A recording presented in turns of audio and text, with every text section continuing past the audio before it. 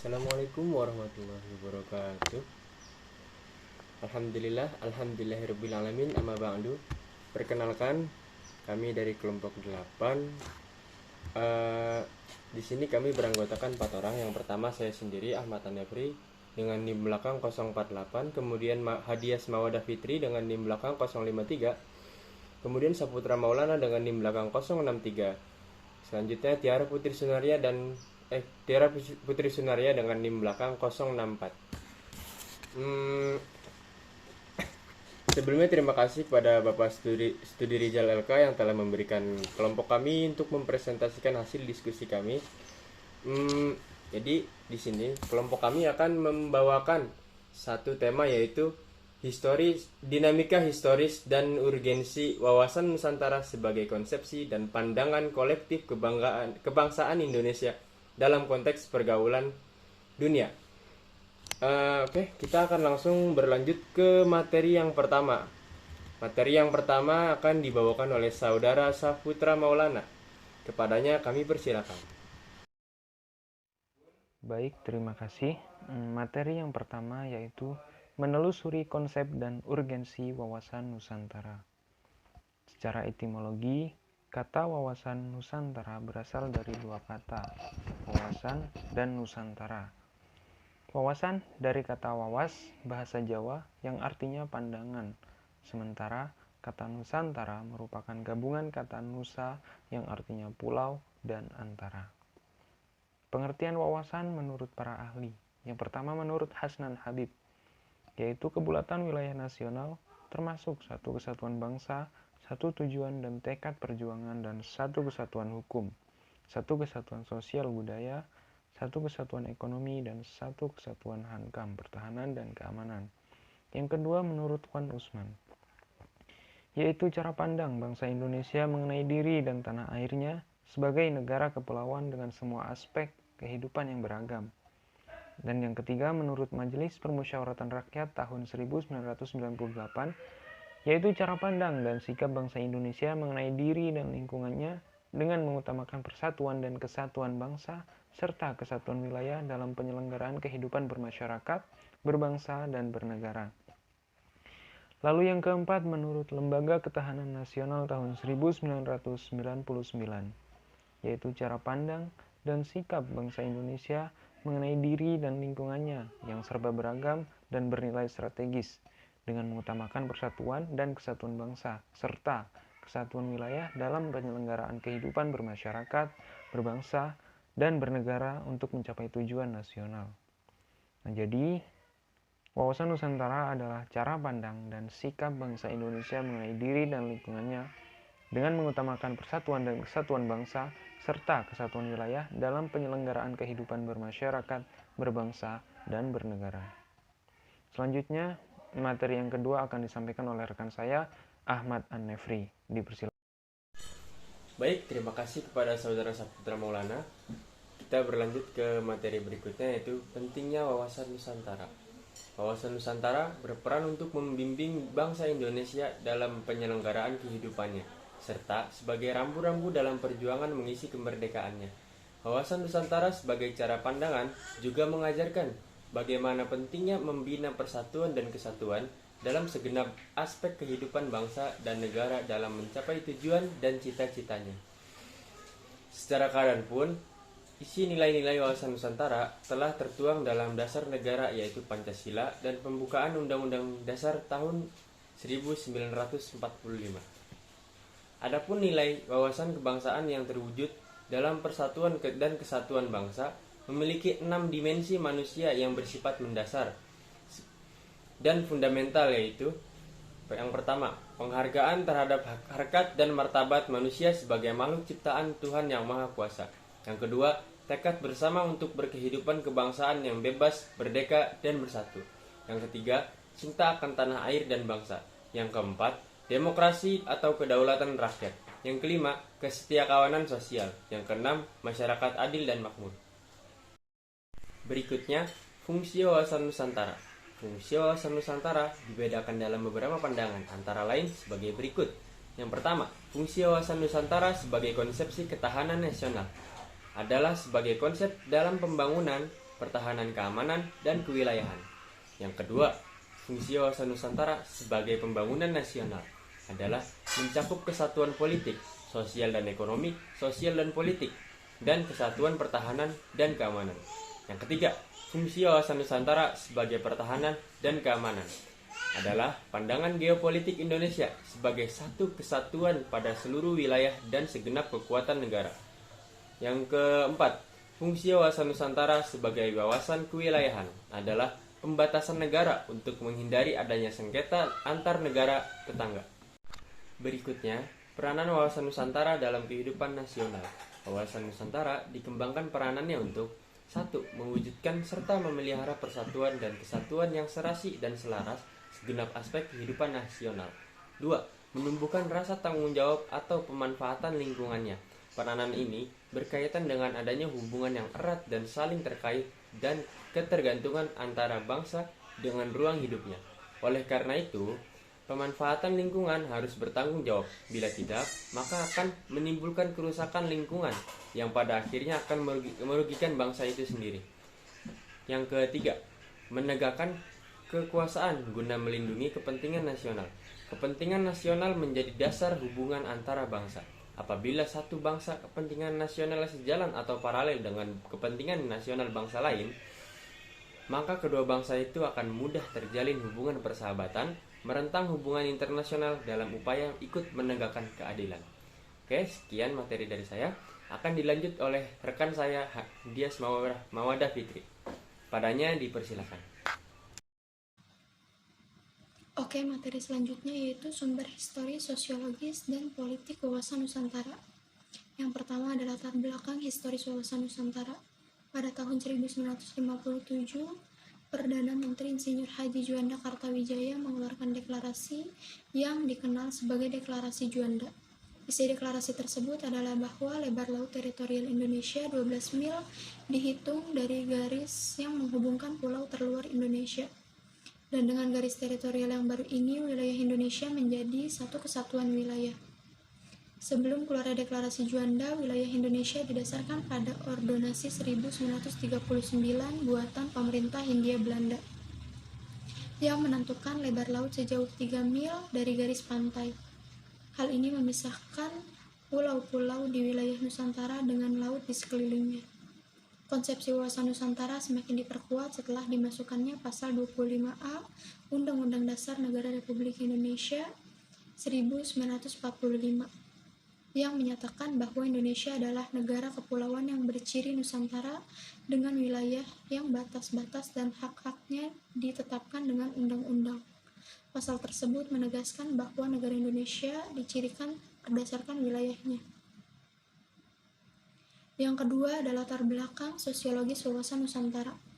Bangsa Indonesia awalnya memandang wilayah sebagai satu kesatuan dalam konsepsi kewilayahan. Namun seiring perkembangan dan tuntutan, konsepsi wawasan Nusantara mencakup pandangan akan kesatuan politik, ekonomi, sosial budaya, dan pertahanan keamanan, serta persatuan sebagai satu bangsa. Konsep wawasan Nusantara ini lahir berdasarkan kondisi sosial budaya masyarakat Indonesia dan diperluas lagi sebagai pandangan akan persatuan bangsa, karena bangsa Indonesia tidak ingin terpecah belah dalam banyak bangsa. Untuk mewujudkan persatuan bangsa, diperlukan penguatan semangat kebangsaan secara terus-menerus yang telah dirintis sejak peristiwa kebangkitan nasional pada tahun 1908 dan ditegaskan dalam Sumpah Pemuda pada tahun 1928.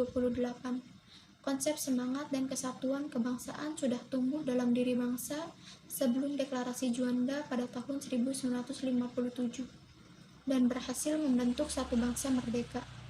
Semangat bersatu itu pada awalnya adalah bersatu dalam berjuang membebaskan diri dari penjajahan dan selanjutnya bersatu dalam wadah kebangsaan Indonesia. Yang ketiga adalah latar belakang politik wawasan Nusantara. Kepentingan nasional Indonesia adalah untuk menjaga wilayah yang utuh dan bangsa yang bersatu agar dapat terus-menerus dikembangkan, dilestarikan, dan dipertahankan.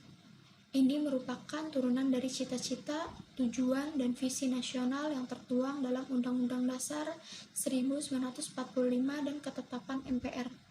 Wawasan Nusantara menjadi konsepsi politik kenegaraan sejak Deklarasi Juanda 1957 dan diatur dalam GBHN dan Pasal 25A Undang-Undang Dasar Negara Republik Indonesia 1945 hasil perubahan keempat tahun 2002. Oke, materi selanjutnya akan disampaikan oleh rekan saya, Saudara Putra. Kepadanya dipersilahkan. Terima kasih. Selanjutnya, materi yang keempat, yaitu dinamika dan tantangan penegakan hukum yang berkeadilan Indonesia. Dengan adanya konsepsi wawasan Nusantara, wilayah Indonesia menjadi sangat luas dengan beragam isi flora, fauna, serta penduduk yang mendiami wilayah itu. Namun demikian, konsepsi wawasan Nusantara juga mengajak seluruh warga negara untuk memandang keluasan wilayah dan politik yang ada di dalamnya sebagai satu kesatuan. Kehidupan politik, ekonomi, sosial budaya, pertahanan, dan keamanan dalam kehidupan bernegara merupakan satu kesatuan. Luas wilayah Indonesia tentu memberikan tantangan bagi bangsa Indonesia untuk mengelolanya. Hal ini dikarenakan luas wilayah memunculkan potensi ancaman dan sebaliknya memiliki potensi keunggulan dan kemanfaatan. Wawasan Nusantara telah menjadi landasan visional bagi bangsa Indonesia guna memperkokoh kesatuan wilayah dan persatuan bangsa. Upaya memperkokoh kesatuan wilayah dan persatuan bangsa akan terus-menerus dilakukan.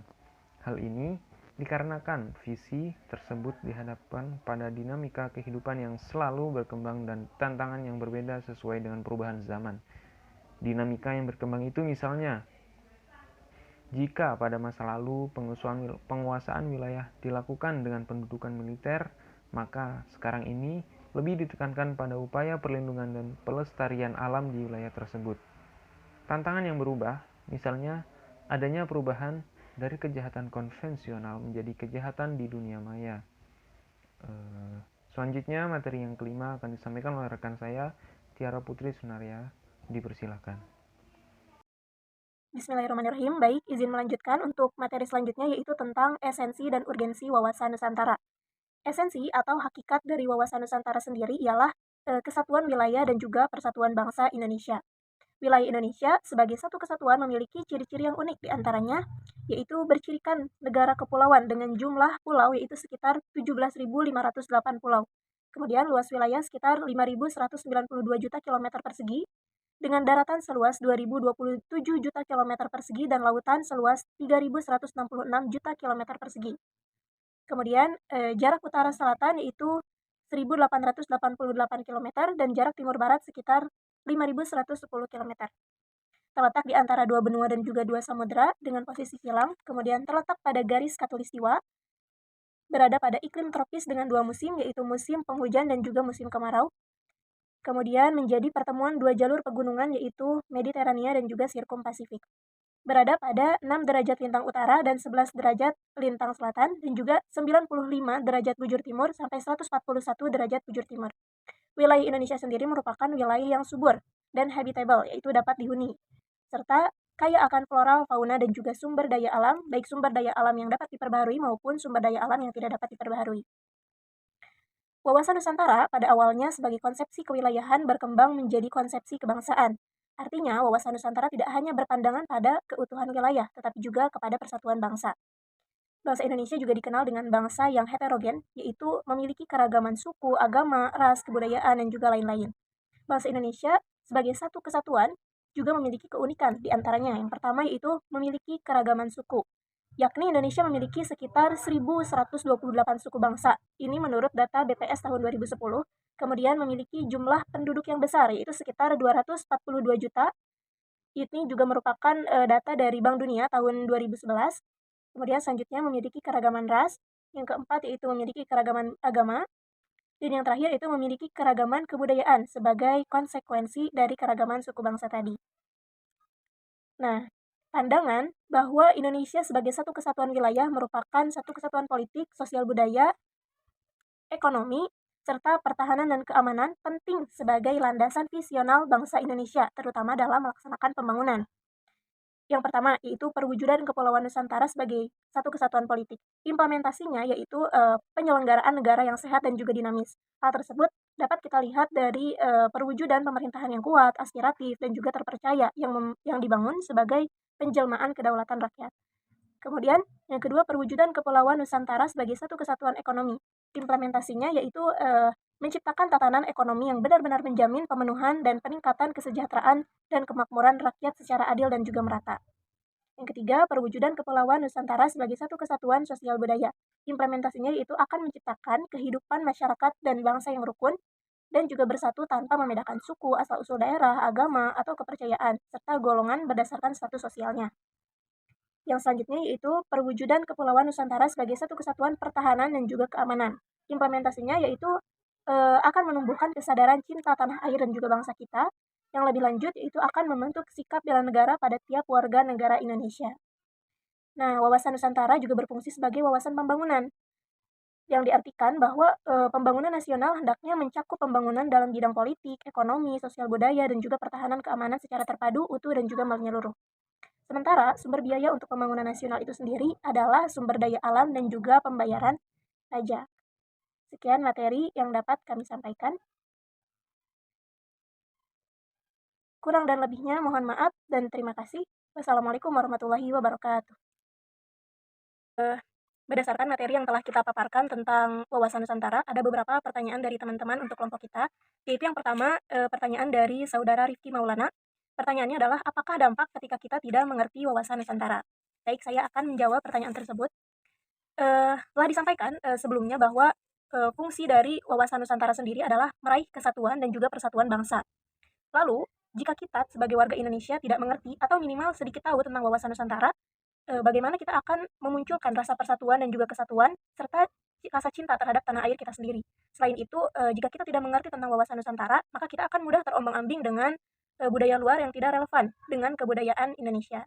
Mungkin jawabannya cukup sekian dari saya, dilanjutkan dengan jawaban pertanyaan berikutnya. Baik, pertanyaan yang kedua dari saudara Naila Fakhirah dengan NIM 066. Pertanyaannya, apa yang terjadi jika tidak ada konsep wawasan Nusantara? Jawabannya, yang terjadi jika tidak ada konsep wawasan Nusantara, yaitu tidak akan ada lagi rasa persatuan dan kesatuan di antara para warga negara, dan tidak adanya rasa nasionalisme atau rasa untuk melindungi bangsa, sehingga dapat mudah terombang-ambing dan komponen pembentuk kesepakatan bersama akan dilanggar, yang berarti akan tercerai berainya bangsa dan negara Indonesia. Begitu. Baik, terima kasih kepada Siti Nureliza atas pertanyaannya. Jadi akan saya bacakan ulang pertanyaannya. Jadi pertanyaannya, bagaimana implementasi wawasan Nusantara dalam pandangan geopolitik? Tolong berikan contoh implementasi tersebut dalam kehidupan sehari-hari. Akan saya coba jawab. Jadi tujuan wawasan Nusantara sebagai geopolitik yaitu menjamin persatuan dan kesatuan di segenap aspek kehidupan nasional. Aspek ini meliputi aspek ilmiah maupun aspek sosial. Implementasi wawasan Nusantara dalam geopolitik terdiri atas ekonomi, letak geografis, dan sosial budayanya. Dalam hal ekonomi, di dalam implementasi wawasan Nusantara harus menciptakan tatanan ekonomi yang menjamin pemenuhan dan peningkatan kesejahteraan dan kemakmuran rakyat secara merata dan adil. Implementasi wawasan Nusantara dalam hal ekonomi harus mampu mencerminkan tanggung jawab pengelolaan sumber daya alam yang memperhatikan kebutuhan masyarakat antar daerah secara timbal balik, serta menjaga kelestarian sumber daya alam itu sendiri. Sementara itu, dalam kehidupan sosial budaya, implementasi wawasan Nusantara akan menciptakan sifat batiniah dan lahiriah yang mengakui, menerima, dan menghormati sebagai bentuk perbedaan atau kebinekaan sebagai kenyataan hidup sekaligus karunia Sang Pencipta. Contoh implementasi wawasan Nusantara dalam geopolitik. Jadi contohnya, seluruh Indonesia saling bekerja sama dalam menjaga kestabilan dan memajukan perpolitikan negara. Salah satu caranya adalah dengan turut serta dalam kegiatan pemilihan umum. Terima kasih.